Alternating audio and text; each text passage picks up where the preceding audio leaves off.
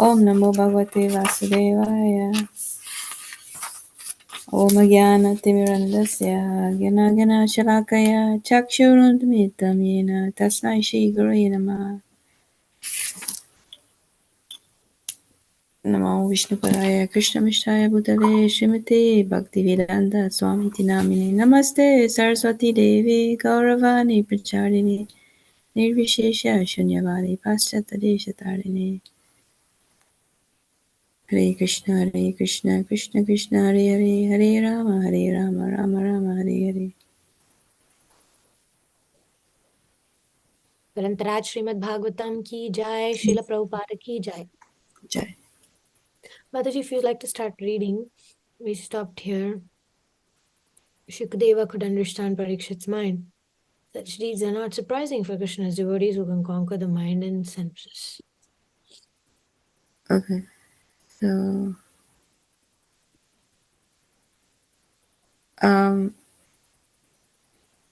which paragraph? The one before you were reading? Transcending transcending the influence of hunger, thirst, lamentation, illusion, old age, and death. What to speak of them? Even a degraded and sinful person can be liberated from material conditions by uttering Krishna's holy name just once. Parikshit nodded. It was true. Overcoming the influence of the material energy was the greatest accomplishment. One who could do that was surely capable of anything by Krishna's grace. Shukadeva continued. For many years, Priyavata ruled the earth with full strength and authority, enjoying great worldly influence. He always acted in full Krishna consciousness, in compliance with Narada's instructions. Nevertheless, after many years, he felt restless with his apparently materialistic life. He chided himself for becoming addicted to sensual. What does chided mean? Chided, like,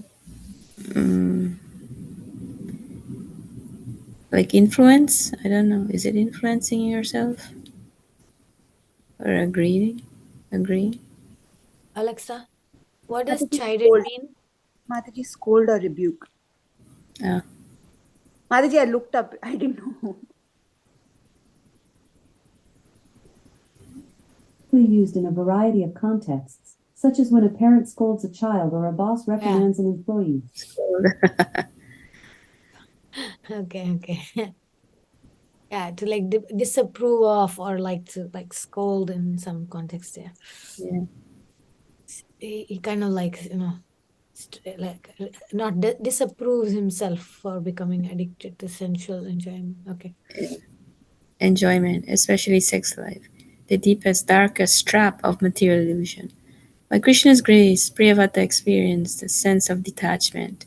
He divided his earthly possessions among his obedient sons, leaving everything behind, even his beautiful wife. He returned to his life of ascetic devotion. By virtue of his spiritual practices, he saw Krishna's pastimes within his purified heart. My dear Parakit, there are many famous verses glorifying King Priyavata. I will recite for you just a few.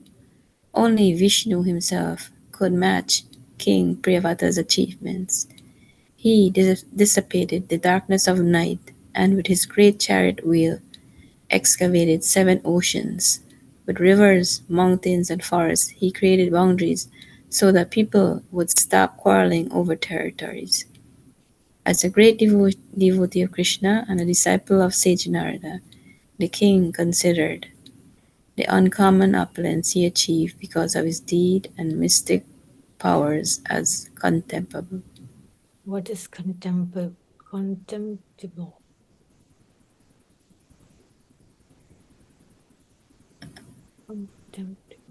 Alexa, what is contemptible mean?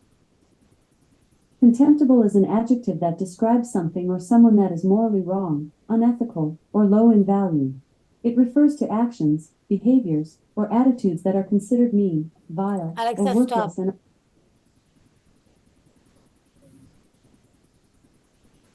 Okay, I understood. Okay, he thinks that it's like not nice, basically. He thinks it's. Yeah, so Priyavata was had great, you know, strength, and seven Yeah. oceans.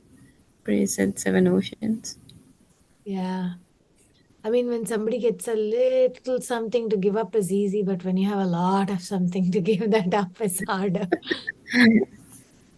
I'm trying to contemplate this detachment of Priyavrata, this kind of chiding himself and, looking down upon material happiness, material in the sense of wealth and pleasures, comforts. Mm, I'm trying to apply some principles. I mean, I do know some devotees, even amongst you, who are not into sense gratification, and you really want spiritual progress. You really want family life for the sake of that. I can see that, and I'm trying to understand how and when does that happen? That sense of detachment, that sense of liberation from wanting to find comfort within relationships, wanting to find comfort within our material situations. When does that? It doesn't automatically come, or what are we supposed to do to cultivate that sort of detachment? Mm, I think I don't have personal experience in that particular way, but I think motherhood does kind of give deeper sense of detachment and removal of me, like I. It becomes more about prioritizing children, about the comforts. I think that is like a practical stage where the detachment does kind of come in. I don't know. I just like to hear thoughts from you all about when does it come, that sense of detachment and that full, we don't really want materialistic life. Does it come only when we are in difficulty and we say, that's it, done, I want spiritual life? Or does it come even when you're having all pleasures and you're feeling that sense of distasteful and, mm, I don't know if I make any sense, but I'm trying to wonder, like, even this statement for me is like, he chided himself for becoming addicted to sensual enjoyment, especially sex life, the deepest, darkest trap of material illusion. Um, First of all, I Maybe don't see Priyavrata becoming addicted. First of all, it Second, can, yeah, it can be like, doing things, but giving all the results to Krishna, not, not uh, attach, getting attached to the result, what we are doing. Sense of uh, just doing things for the pleasure of Lord. I don't know how to explain this thing. yeah, but we can do that. But why so much devaluation of material enjoyment? Because it just, oh, maybe No, because it's maybe because we get natural. indulged in these things now. We are not thinking of other things where we are just getting too much of enjoyment, just enjoying. Then what we are doing? We're not thinking of other things. We want more, more, more. Like today we have 10 crores, we want 20. Then again something. There's no proper goal, and there's no limit. Also, maybe probably for him, I think the where I'm missing the point of Priyavrata's consciousness is he has so much taste to serve the Lord that all these other engagements are such a distraction. So he really wants to get rid of those distractions so that he can actually really absorb in what he truly wants.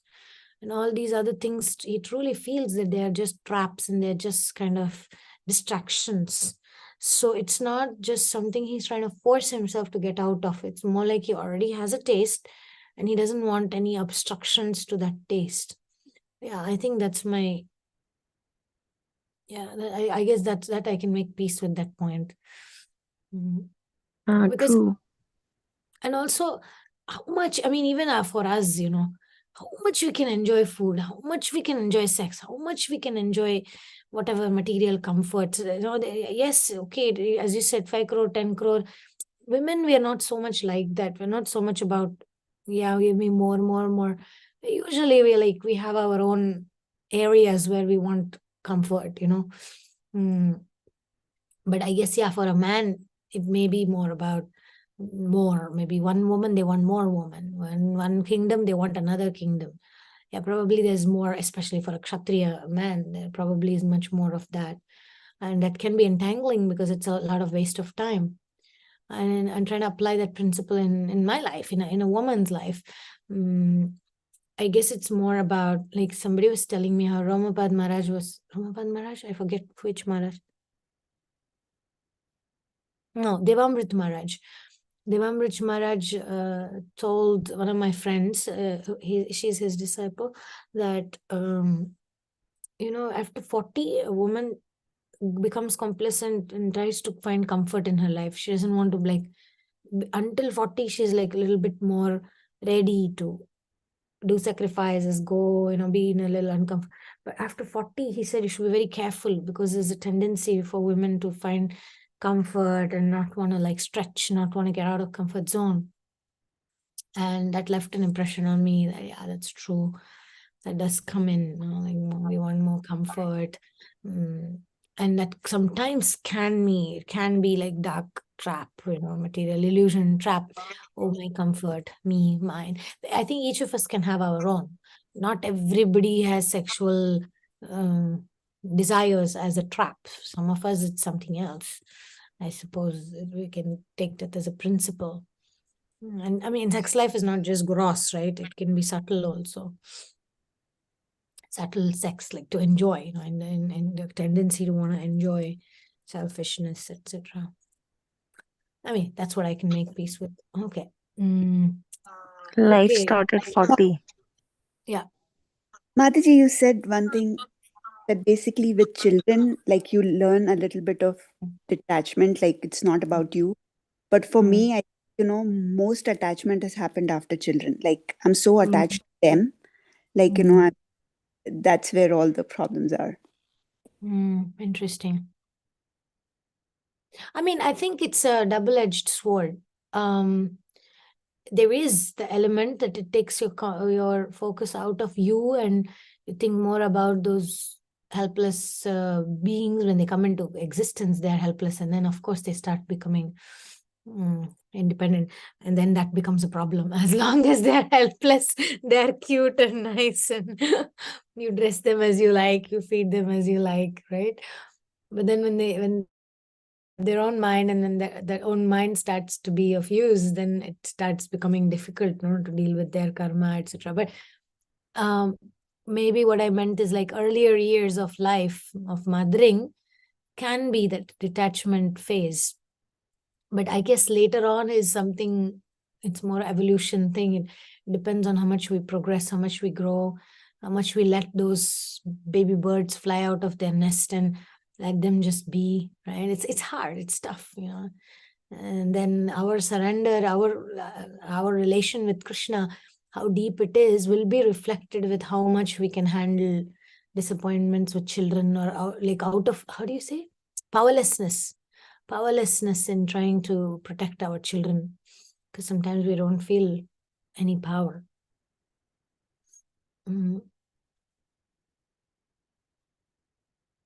Maybe Priyavrata also had that. Again, like, I think men's psychology is a little different, but he also had that, I'm sure, with the kids. I mean, with the sons' expectations, etc. But then he sent them, he just said, go and rule, and he was done. So I guess it's a little different dynamics. For us, it's, our world is small, so problems appear bigger. Whereas, for people who have a bigger mission, that's why they say the best way to make your problems go away is take bigger problems. And it works. When you have little problem at home, you take a bigger problem, say preaching program, some missionary thing. You take that up, then the focus goes there, and then now where attention goes, energy flows. The more we focus on our problem, the problem looks bigger, feels bigger. But then when we look at other people who are suffering, other people who are in more need than us, and more troublesome children, etc., etc. Rajeshwari Radhika Mataji told that story one day, right? I keep remembering that. Sometimes we think, oh, my problems. But then, let's say we are how many of us in this room? We are 6 of us in this room. So imagine we keep all of our bags of problems in front here, and we say, hey, let's make a lucky draw. We'll all exchange problems today. We'll pick up another bag, right? And let's try to do that, right? And then we actually feel that, oh my God, actually my problem was more manageable. This one, I have no idea how to sort it out. So everybody's problems are problems for us to grow. Yeah. It feels like, oh, others don't have. I mean, we don't even know each other's problems so deeply, but there is that element of faith that Krishna is giving us this, because that's exactly what I need. Priyavrata exactly needed his problem of, hey, come rule the kingdom. And he was like, no, it's such a big problem. I don't want that headache. He was peacefully practicing. I mean, I'm thinking of Prabhupada. When I read Priyavrata, I was thinking at least Priyavrata had facilities and money and everything, luxury, man. Luxury is calling you, and okay, yes, also responsibility. But he was also given a lot of power. But then with Srila Prabhupada, it was the exact opposite situation. Old man, no money, no power, no influence. Nobody's giving him a throne to sit on and say, rule the world. Even, in fact, that lady, Sumati Murarji, couldn't even give him a flight ticket. She gave him a cargo ship ticket. It's like, wow, what a horror, And then he had to go on that terrible ship and, experience heart attacks and whatnot. For what? Nobody's giving him an empire throne to sit on. Just total austerity. So I was thinking how opposite Priyavrata and Prabhupada. Prabhupada wanted to take up to the mission because he wanted to give Krishna consciousness, and he had nothing. And at the same time, Priyavrata's situation was opposite. But still, the devotion is the same. The absorption is the same. The depth of love and dedication is the same. Finally, he got convinced because of Brahma telling him, hey, this is your service. But Prabhupada, he didn't have to be convinced by anybody. He had the self-determination. Board that ship and go.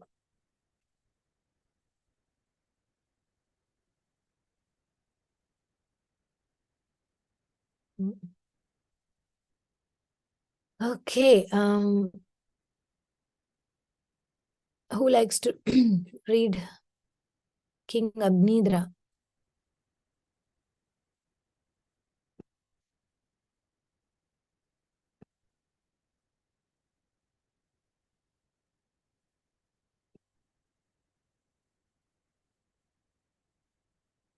Haribol.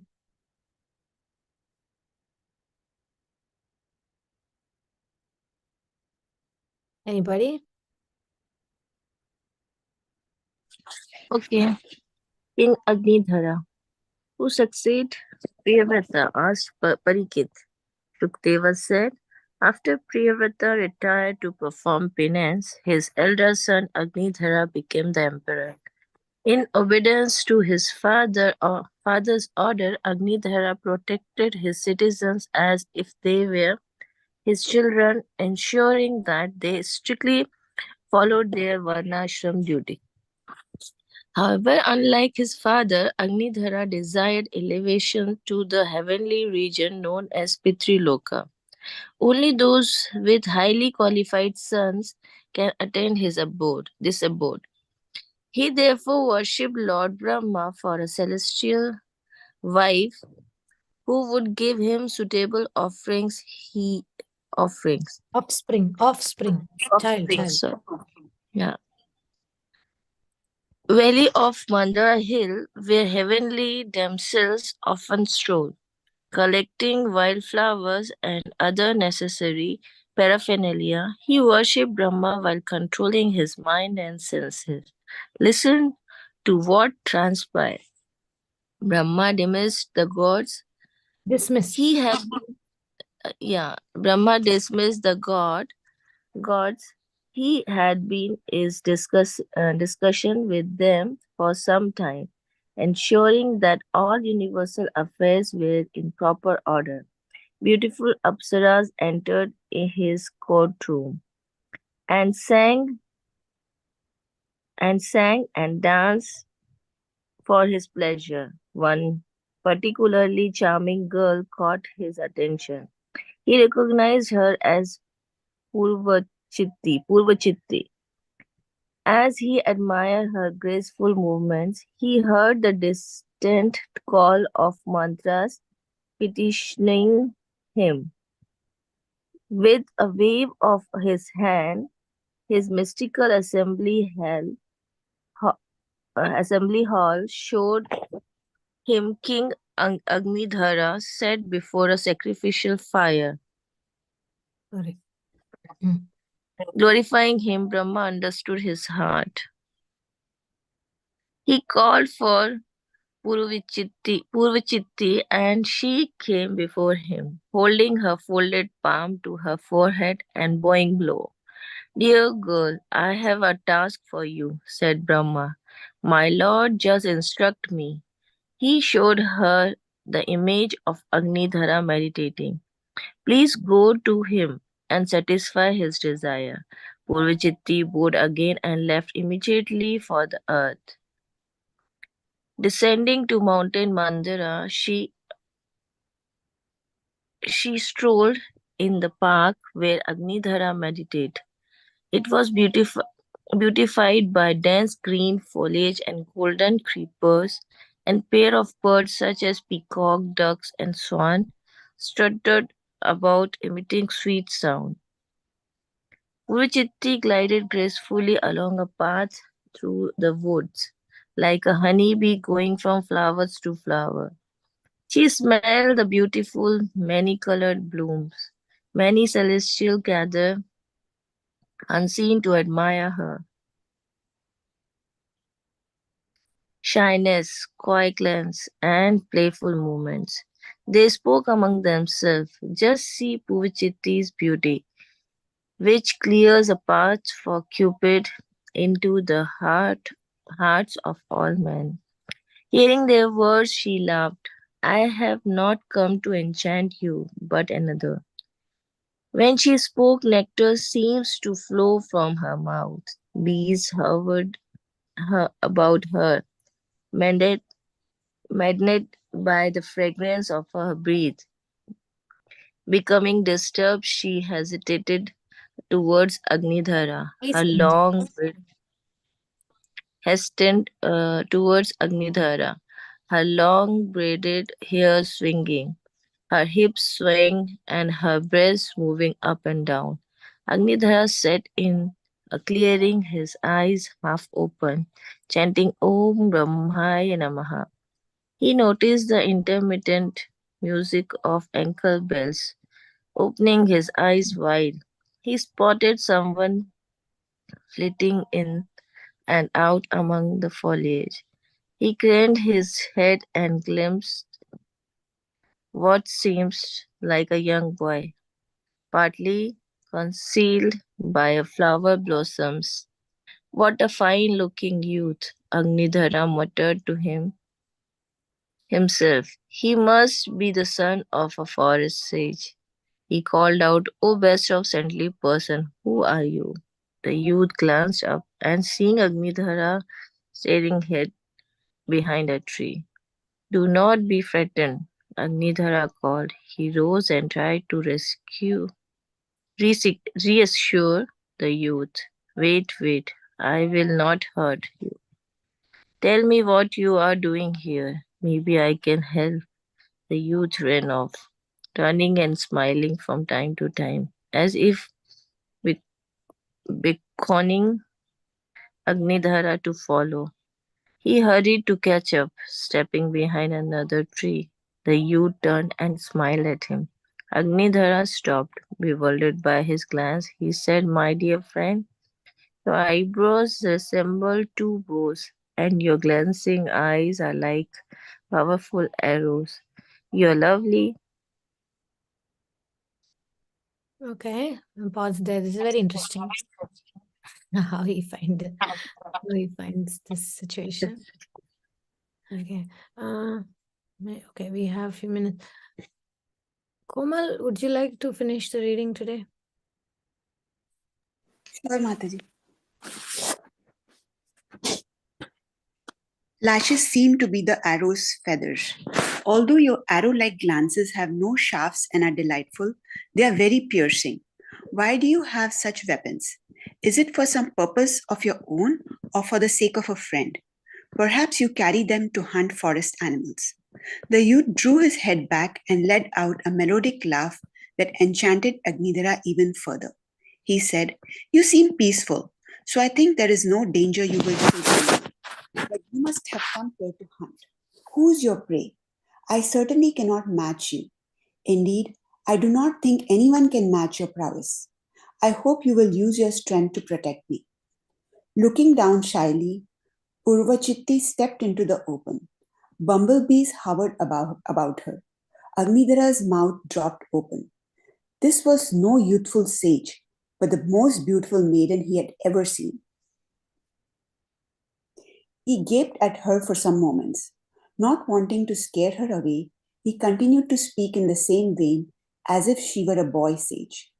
"My dear Lord, the bumblebees around your body are like the disciples surrounding your worshipful self.